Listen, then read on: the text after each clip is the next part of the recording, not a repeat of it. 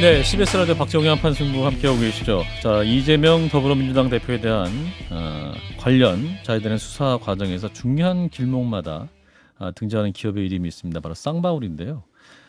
관련해서 저희 CBS 보도국에 기자들이 단독과 특정 보도를 계속 해오고 있습니다. 그래서 지금까지 밝혀진 내용은 무엇인지 또 향후 어떤 의미를 지니고 있을지 들어보겠습니다. 김중호 CBS 법조팀장입니다. 어서 오십시오, 팀장님. 네, 안녕하십니까. 네, 김 작가님, 김 소장님 인사 나눠주시고. 안녕하세요. 안녕하십니까. 일단 축하 말씀부터 드려야 될 것 같아요. 최근에 관훈 언론상 권력 감시 부문 수상하셨고 방송기자 클럽 올해 방송기자상 대상까지 받으셨습니다.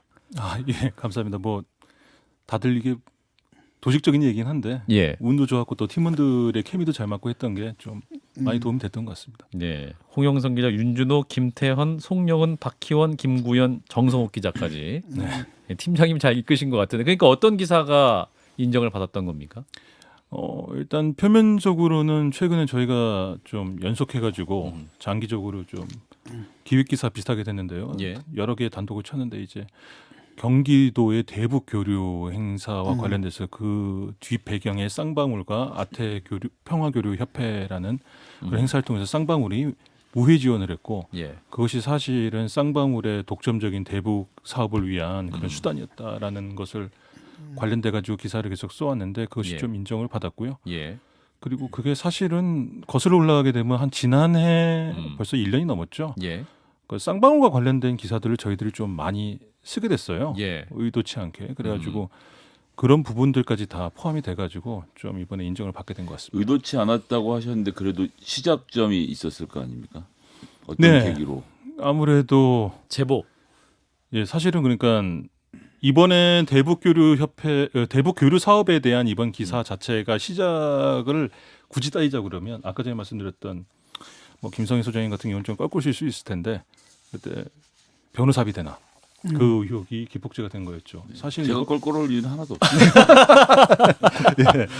잘못한 사람 다 잡혀가야지. 그렇죠. 예, 맞습니다. 그래서 그때도 사실은 맨 처음에 시작했을 때 뭐 그 대장동을 취재하는 와중에서 또 우연치 않게 그런 소문들이 돌고 있었는데 어떤 소문이죠? 그런 그때 대장동 당시 초기에 보면 막 수백억 대 뭐 현금들이 등장하고 또 뭐 최근에 또 화제가 되고 있습니다. 김만배 화천대유 대주주에 관련돼 가지고 뭐 돈이 뭐 437억이다 473억이다 막 이렇게 100억 단위로 막 움직이고 막 그랬어 가지고 예. 그때 저희 팀에서 가장 중점적으로 봤던 게 돈의 흐름 중에서 종착지가 어디냐. 그렇죠. 그걸 중요하죠. 따져가다 보니까 갑자기 그 현지에서 쌍방울이 개입돼 있다라는 그런 소문들이 돌고 있었어요. 그래서 맨 처음에 되게 신기했었죠. 아니 쌍방울은 제가 그때까지만 해도 전혀 모르고 있던 기업이었는데 아니 뭐 전혀 모른다기보다는 내이 회사로 알고 있었죠. 그래서 내가 알고 있는 그 쌍방울이 맞냐라고 저희 그러니까 뭐 후배들한테 정치권 물어봤더니 로비를 할 회사인가라고 바로 전혀 이렇게 짐작을 못했어요. 짐작을 예. 못했었던 거죠. 사실 예. 김성태 전 회장이나 이런 부분에 대해서 전혀 몰랐었고 예. 그냥 단순히 아니 이렇게 네이 만들고 그런 회사에서 갑자기 왜 등장하지 그랬던 거였는데 예. 지금 저희가 알고 있는 그런 내용들이 나왔고 음. 이번에 취재를 하다 보니까 그 회사가 또 이런 그 경기도의 주력적인 그런 대북 교류 행사에도 뒤에 있더라 이게 나오게 되면서부터 이제 취재를 하게 됐죠. 그 요번에도 지금 두 사람이 그러니까 쌍방울과 관련이 있지 않습니까? 네.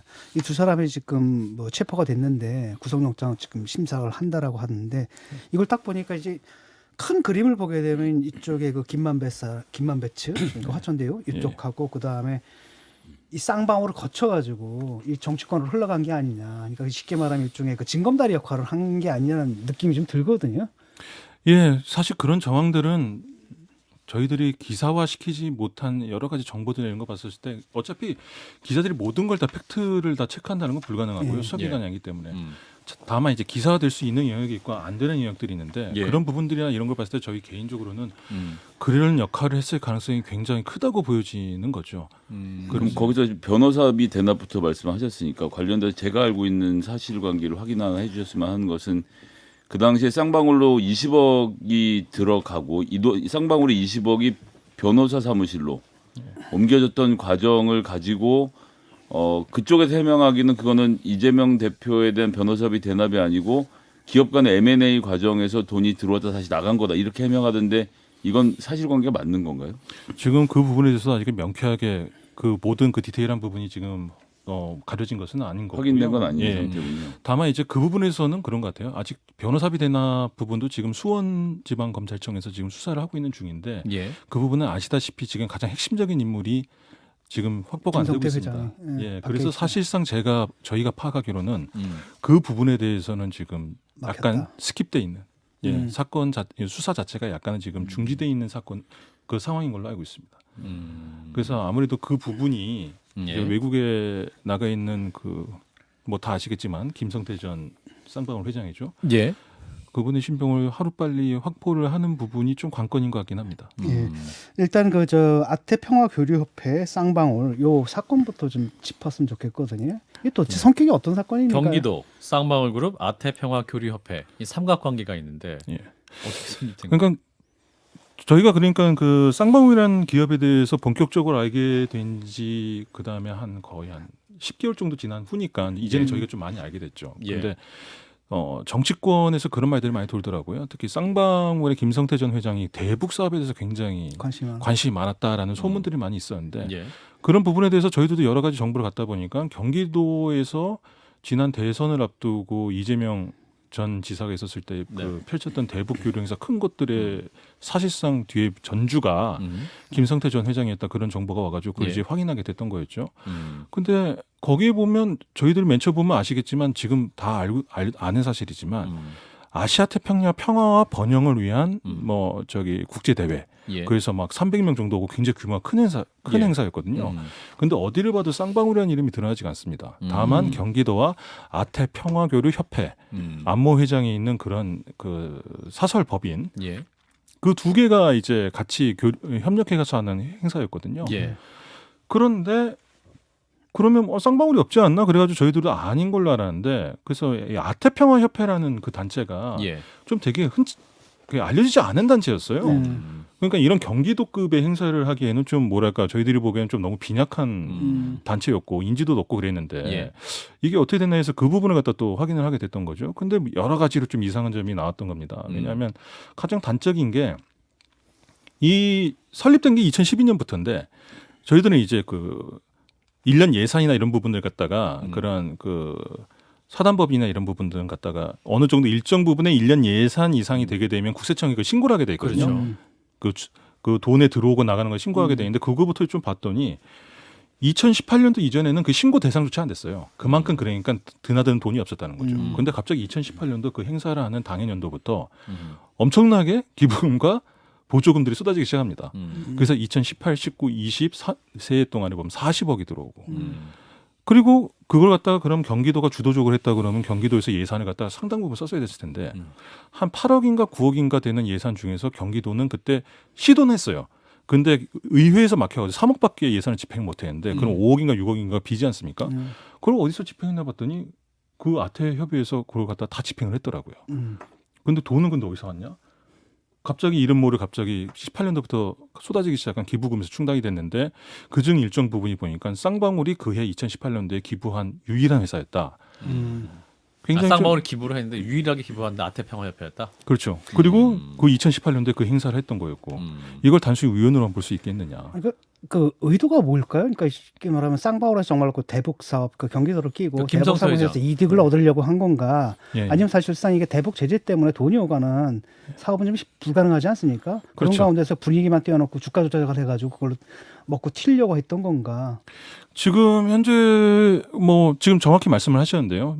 근데 두 가지 가능성을 다 보고 했다고 볼 수도 있겠어요. 왜냐하면 대북 관계라는 게 또 북한과의 그런 그 사업이라는 게 워낙 변수가 많기 때문에 양수 겸장을 노렸다고 볼 수도 있을 것 같습니다. 그러니까 운이 좋아서 그동안에 뭔가 이렇게 대북 북미 관계라든지 아니면 또 남북 관계가 굉장히 좋아져가지고 그런 부분이 풀렸을 경우에는 독점적으로 그 부분을 갖다가 먼저 선점하는 그런 대박이 날 수도 있는 거고 그게 아니라고 하더라도 말씀하신 대로 보면 그런 차선책으로 플랜 B로 보면 거기서도 이제 김성태 전 회장이 여러 가지 투자 조합을 갖다가 마련해 놨는데 투자 조합의 일부가 보면 말씀하신 그런 대북 경협주 그중에서 나노스, 광림 같은 경우가 가장 직접적으로 아까 전에 말씀드렸던 경기도의 대북 교류 행사와 맞물려 가지고 뭐 마그너 사이트라든지 뭐 회토류 같은 걸 갖다가 독점할 수 있는 그런 사업권을 가질 수 있는 회사였거든요. 그런 개발 사업권을 가질 수 있는 예. 회사였다. 그래서 그런 그 주가 부양이나 이런 부분을 노리는 부분도 분명히 지금 이제 그러니까 검찰 수사에 나오고 있죠. 실제로 그것은 실현이 되지 않았습니까? 이 얘기 주가 부양을 해가지고. 그게 실현이 되지는 지금까지 그 검찰 수사에 드러난 바로는 실현이 될 뻔했다 한 부분도 있는데 그게 아직까지 김성태 전 회장 같은 경우는 실현을 못 시킨 걸로는 지금 드러나고 있습니다. 자, 그러니까 그게 조작일 수도 있고 아니면 사업하는 사람 입장에서 북한이랑 한번 걸어서 크게 해보려고 했을 수도 있는데 예. 그럼 우리가 궁금증을 가지게 되는 건 김성태 회장이라는 인물이거든요. 예. 쌍방울은 말씀하신 대로 우리 머릿속에는 쌍방울은 메리아스가 이렇게 붙어 있는 단어인데 예. 근데 이제 김성태 회장은 또 굉장히 어떤 사람인지 모르는 상태인 걸로 좀 알려져 있는데 어떤 사람이라고 좀 파악이 되셨습니까? 최근에 보면 굉장히 유명 인사가 되셨죠. 그 전까지 그러니까 지난해 저희가 맨 처음에 쌍방울에 관련돼서 기사를 쓰고 취재할 때까지만 해도 예. 기사 검색에서 잘 안 나오던 사람이었어요. 유일하게 나오는 게 한 5, 6년 전에 주가 조작 혐의로 기소가 돼가지고 구속 기소가 됐다가 감방 생활에 나와가지고 이제 집행유예 풀려났다 이 정도가 좀 나오고 그동안은 베일에 가려져 있었는데 예. 저희들이 보기에도 그 특정 그 전북 지역의 조폭 출신이라고는 하는데 예. 거기서도 뭐 유명했다기보다는 약간 그 조직원 생활을 하다가 서울로 상경해서 청담동 일등에서 이제 사채업 그쪽에서 이제 뭐 여러 가지 허드렛 일을 하던 분이셨는데 예. 그 사람이 나중에 돼서 이제 그 IMF 때 있지 않습니까? 그때 쌍방울 여러 기업들이 도산하는 과정에서 청담동의 자금을 끌어다가 그런 기업들이 인수하기 시작했다라는 것들이 현재까지로는 이제 정설로 이제 들려오고 예. 있습니다. 또 하나가 이제 보수 중에서 상당히 민감해하는 게 일단은 이쪽 쌍방울을 통해 가지고 북한 쪽으로 현금이 넘어가거나 고가의 선물이 넘어가면 그런 부분 아니겠습니까? 그건 어떻게 된 건가요? 뭐 그거는 여러 가지 정황에서는 그러니까 이 취지도 마찬가지지만 가장 어려운 부분이 그 북한 쪽을 저희가 크로스체크를 할 수가 없기 때문에 예.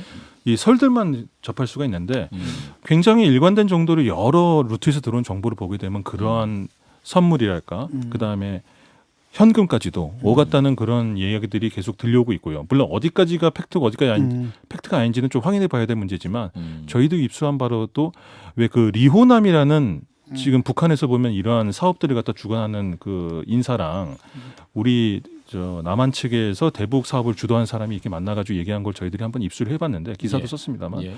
거기서 굉장히 많은 부분에서 그 리호남이 쌍방울을 언급하면서 우리가 쌍방울과 어떤 식으로 이익을 공유하기로 했다라는 방법들을 굉장히 자세하게 얘기합니다. 막 불법적이고 그런 부분까지도 내밀하게 얘기를 하는 부분이 있어서 예. 이런 것들로 봤을 때는 상당히 높은 확률로 그런 것들이 예, 그러니까 실현됐을 보도에 것 같아요. 따르면 그 쌍방울에서 직원들 시켜가지고 그 돈을 쪼개가지고 중국으로 보내서 거기서 현지에서 뭐 넘겨줬다 이런 거는 팩트로 확인된 건 아닌가요? 이건? 그거는 지금 거의 맞는 것 같습니다. 예. 그거는 이제 쌍방울 직원들의 쪽에 대해서 검찰 수사 결과에서도 거의 확인 단계에 지금 오고 있는 것 같고요. 예. 자 이제 거의 보내드릴 시간이 돼서 대장동 관련 사업 얘기를 좀 여쭤보면 좋을 예. 것 같아요. 김만배 씨가 대장동 수사가 시작된 뒤 배당금 423억을 받았고 받자마자 220억 원을 송금했다는 사실 저희 노컷뉴스가 단독으로 보도했죠. 그렇습니다. 그럼 이 어떻게 봐야 됩니까? 이 자금 그 은닉을 목적으로 했다? 일단은 그 부분에서 정확히 말씀드리면 지금 검찰이 그 자금을 추적하고 있는 중이다 가장 정확한 답변이 될 것 같고요. 다만 누구나 보더라도 배당금이 거의 400억이 넘는 배당금이 온 당일날에 10분 만에 200 몇십억 원을 갖다가 이게 자금 이체도 확인이 된 건 아니고요. 워낙 그 김만배 그 대주주 같은 경우에는 현금도 좀 사랑하는 타입이기 때문에 473억도 현금으로 다 대출받고 그랬었거든요. 그러니까 일부 현금화 시켰을 가능성도 현재는 배제를 못합니다. 뭐 이체를 했을 수도 있고 뭐 여러 가지 있겠지만 중요한 건 뭐냐면 자기가 그 432억을 받던 상황에서 10분 있다가 거기서 잔고에서 보면 200 몇십억이 증발한 거죠. 예. 이런 것들을 봤을 때 뭐 여러 가지 얘기가 나오겠지만 200 몇십억이 증발했다. 근데 그 1년 동안 수사를 했는데 그게 아직 어디로 갔는지가 확인이 안 되는 그 수사 도중에 지금 한 거지 않습니까? 그게? 예, 그 시점도 약간 보면 당황스럽죠. 황당하죠. 예. 그러니까 그것도 뭐 여러 가지 그 해석들이 나오고 있는데 첫 번째는 검찰 수사 자체에 대해서 뭔가 자신감이 있었던 거 아니겠느냐. 니들이 잡아. 예, 아니면 또 반대로 얘기해서 그만큼 뭔가 급박한 상황이 아니었겠느냐. 이 둘 중에 하나는 맞을 것 같아요. 근데 지금 쉽게 말하면 이제 검찰에서 주목하는 게 이것과 이재명 대표의 관련이잖아요. 그렇습니다. 그러니까 앞에 그 473억 같은 경우는 아마도 이제 이재명 대표와 관련이 있을 텐데 이것 같은 경우에 그 관련성이 있나요? 그러니까 그 오늘 나왔던 예. 그 400억은요. 그 부분도 뭐 다시 봐야 되는데 뭐 지금 현재는 그 김만배 그 대주주의 발언이 그다음 심증이 굉장히 좀 중요한 역할을 하고 있는 것 같은데 최근에 좀 변수가 생겼죠. 예. 그 쌍방울 최우영 부회장 이쪽이 뭐 지금 검찰에 의해서 구속영장이 청구되고 또 뭐 이런 여러 가지 증거들이 또 이렇게 확보가 됐다라는 그런 얘기 들리고 있는데 또 예. 얼마 전에는 뭐 자의도 있었고 예. 그래서 뭔가 좀 급박하게 지금 변하고 있는 것 같아가지고 김만배 회장의 진술이 변하는 거에 따라 가지고는 상황이 좀 많이 근데 바뀔 수도 있을 것 이분의 같아요. 뒷배는 정치이기도 하지만 검찰 쪽이기도 한 것 같아요. 이번에 대해서 수사를 보면 제대로 하는 느낌이 별로 안 들거든요. 보면. 예. 그 부분도 분명히 있습니다. 지금 그래서 저희 뭐 우리 저 CBS 법조팀에서도 그 부분에 대해서 굉장히 세심하게 취재를 하고 있는데 예. 분명히 말씀하신 것처럼 예전에 법조 기자단에 속해 있었고 거기서 또 굉장히 또 법조팀장. 이분이 그냥 브로커잖아요, 그렇죠? 아니 이분이 들어온 이후로는 법조에서만 있었어요. 계속. 네 맞습니다. 알겠습니다. 저도 실제로 봤었고요. 그때 예. 하면서 마무리할 시간이 됐어요. 예, 아, 그래서 벌써 뭐 좀 그런 부분이 향후 남겨진 검찰들의 과제가 아닐까. 음. 또 같은 검찰이라 하지만 또 약간 또 정권 교체가 있으면 수사팀도 교체되고 그래가지고 그런 부분은 분명히 변수가 될 수 있을 것 같습니다. 알겠습니다. 향후 또 진척되는 취재 결과가 있으면 또 예. 모셔서 말씀을 듣도록 하겠습니다. CBS 감사합니다. 김중호 법조 팀장이었습니다. 고맙습니다. 네, 감사합니다. 좋아요, 구독. 알림 설정.